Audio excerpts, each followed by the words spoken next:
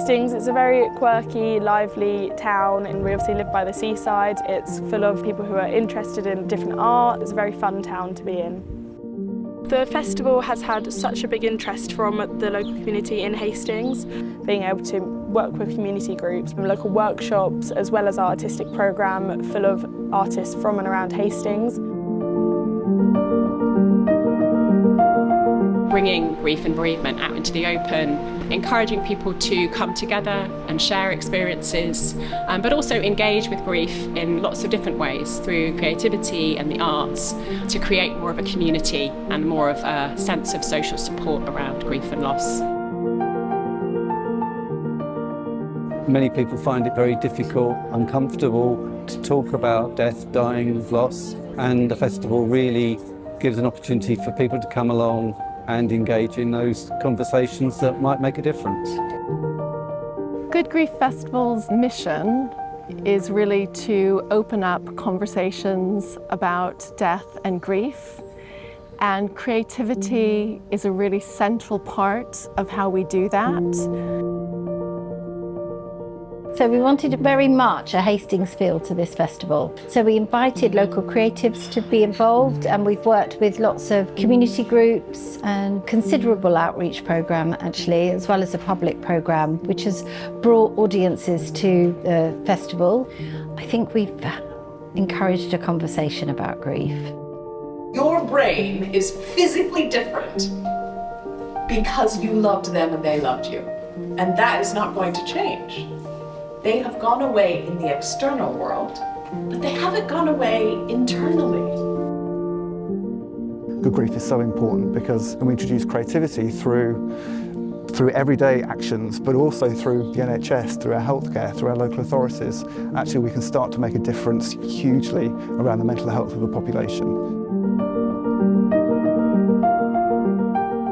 So I just want to tell people as well that there is light at the end of the tunnel. You know, I felt so broken when I was bereaved. Things do get easier, and I want to be an example of that to people.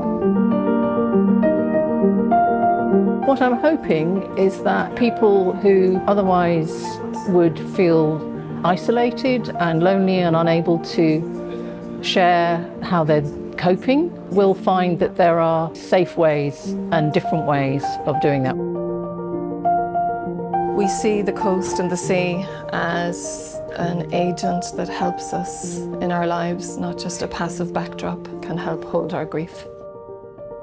One of the most important things in a town like Hastings, where we have such high levels of deprivation, is people being able to access services and be able to talk about the issues around loss, bereavement and death.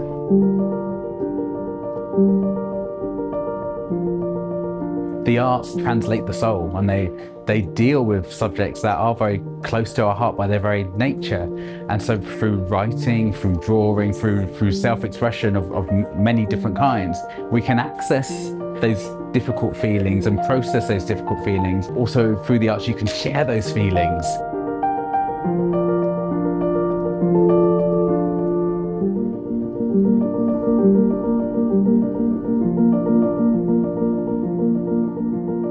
My dad loved Hank Williams, and when we couldn't really communicate or talk very well anymore during his dementia, we always were able to sing Hank Williams songs with each other, and this brought us a huge sense of joy. So it's looking at like where is the joy in sometimes difficult circumstances.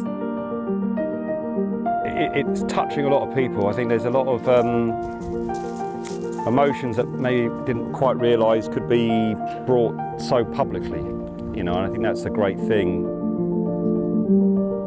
I've learnt that it's really nice not to just go through thoughts and feelings of grief on my own. To talk about it with other people has felt quite nerve-wracking, and then realising that everyone feels the same in those spaces.